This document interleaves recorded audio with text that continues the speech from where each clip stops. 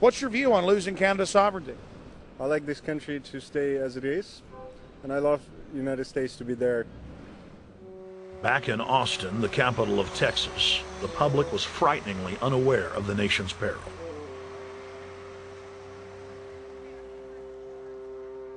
Have you heard about the North American Union? Not really, no. I don't watch TV. No, I haven't. Interesting. I was not aware of that. I don't know exactly what you mean, so. I don't think there's going to be a merger of the three nations. No, I have not. No. No, I didn't know this was happening, so. Yes, I have. I haven't. Oh, you have heard about it? Yes. After that big rally the other day, don't know about it? I don't know about anything. No, I have not. Have you heard of the European Union? I have, yes. Are you aware of the European Union? Oh, yeah, of course. Have you heard about the European Union? Heard about them. Do you know about the European Union? No. Europe, 15-member group expanding. A what? 15 nations of Europe merging in 2000. Whatever. For over 50 years, the Bilderberg Group constructed the European Union by stealth under the guise of trade deals. Now the elite are using the same secretive program to complete the North American Union. But this time, superstate integration is on the extreme fast track. International agreements like NAFTA, GATT, and APEC were just stepping stones in the formation of the NAU. The North American Union was officially born at Baylor University in Waco, Texas, on March 23, 2005. The leaders of the United States, Mexico, and Canada told the press that they were only meeting to discuss trade. It soon leaked that a secret meeting had been held during the Security and Prosperity Trilateral Summit. The three governments had refused to release the secret agreement to the people. In September of 2006, their treasonous operation was blown wide open. From September 12th to September 14th, in Banff, Canada, hundreds of elected and appointed government leaders from Canada, Mexico, and the United States met in secret. On the last day of the conference, someone inside the secret North American Union Forum leaked the agenda. The front pages of newspapers across Canada carried the story. The Judicial Watch Foundation submitted Freedom of Information Act requests to obtain the full agenda and minutes of the secret assembly. Many federal agencies refused, citing national security. The foundation finally succeeded and did receive thousands of pages of documents. The documents marked unclassified are the blueprints of a shadow government ruling by bureaucratic and executive fiat. The pages chronicle an already operating North American Union. Transportation, law enforcement, agriculture, regulation, banking, manufacturing, construction, education, immigration, and even the military are being merged with no input from the people or their elected representatives in Congress and Parliament.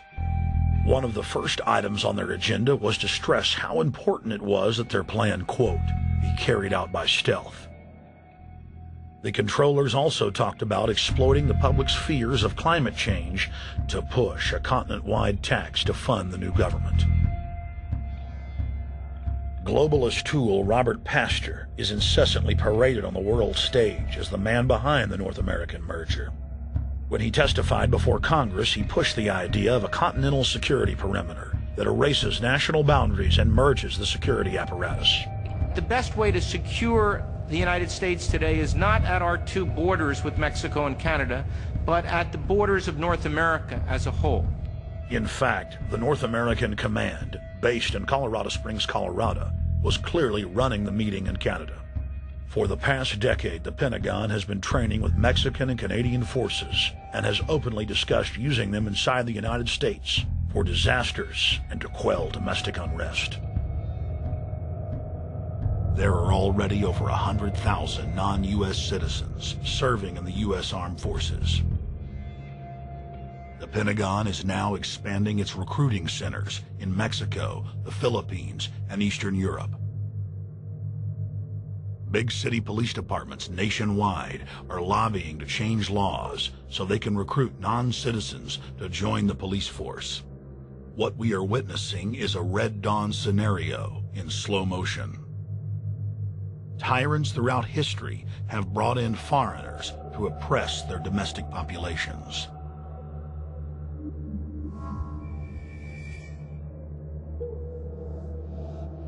When their coup by stealth was exposed, the three governments went into damage control mode. The Security and Prosperity Partnership quickly staged a show summit that was held in Ottawa, Canada in February of 2007. It is the only way that we can achieve security and prosperity for our people is through this cooperation. We actually occupy one physical space, the North America. We've also had a chance as foreign ministers to talk about how we cooperate in the region and indeed in the world. Protesters who were upset about losing their countries and freedoms were not tolerated.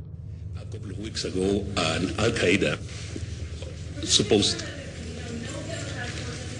Whatsoever, the Security and Prosperity Partnership has been signed without any sort of parliamentary debate. Globalist publications have been open with their frustration that the population has not bought their latest PR stunt. As integration inside the European and American unions accelerates, the superstates themselves are being merged. On April 30th, 2007, a summit was held at the White House. The Security and Prosperity Partnership's secretive approach had alarmed the public. So this time, President Bush, German Chancellor Merkel, and EU Commission President Barroso hid their treachery in plain sight. I thank the Chancellor and Josie very much for the transatlantic economic integration plan. And for that too, we need to develop a common market, common standards. So this is indeed a very important agreement, and an agreement that also brings with it a Transatlantic Economic Council to be a permanent body with senior people on both sides of the Atlantic that will look at all those issues in a concrete manner, in which way we can make it move forward.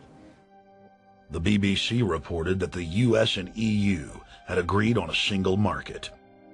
By announcing a new economic community integration, they were simply repeating what had been done in America and the EU on a larger scale. The accord states that the two blocs will aggressively push regulatory convergence in more than 35 areas, from financial services, intellectual property, military, education, mergers and acquisitions. They also agreed to jointly push a global carbon tax. We recognize that we have a problem with greenhouse gases. We agree there is a global threat, it's a serious threat. We agree there is the need to establish a limit to greenhouse gases. We need to discuss the possible pricing of CO2. How can we translate this into a market economic compatible scheme? We have agreed to establish a high-level group, a forum. This EU-US result is translated into the G8, debated together with the outreach countries, China, South Africa, Brazil, among others, and India. A global solution to a global problem. If Bilderberg succeeds, America falls. All the victimized countries lose their sovereignty. Bilderberg is not a person, it's not an idea, it's an ideal, a very powerful group of people working together and from the positions of ultimate and absolute power, destroying every constitution on earth, no matter how powerful the constitution of the nation is. That's what these people do. The African Union arose out of the African Economic Community, set up in the early 1980s. The African Union is financed by a consortium of international bodies, governments, and corporations. The African Union Army serves as an enforcement arm for the New World Order's exploitation of Africa. In Asia, APEC and ASEAN have announced plans to form the Asian Union, consisting of Asian and Pacific nations, having more than 3 billion people within its borders.